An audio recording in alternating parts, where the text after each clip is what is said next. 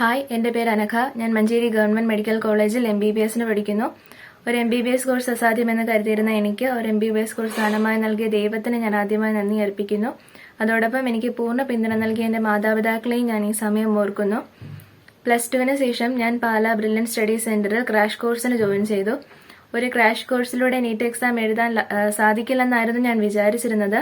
എന്നാൽ ബ്രില്യനിലെ ക്ലാസ്സുകളെല്ലാം തന്നെ വളരെയധികം ഉപയോഗപ്രദമായിരുന്നു.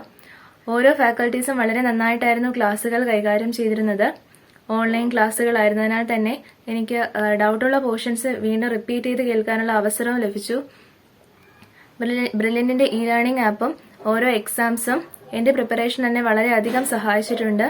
NEET എക്സാമിന് മുമ്പുള്ള NEET മോഡൽ എക്സാംസും OMR എക്സാം പ്രാക്ടീസും എല്ലാം എക്സാം സമയത്ത് എന്റെ ടൈം മാനേജ്മെന്റിനെ വളരെയധികം സഹായിച്ചു.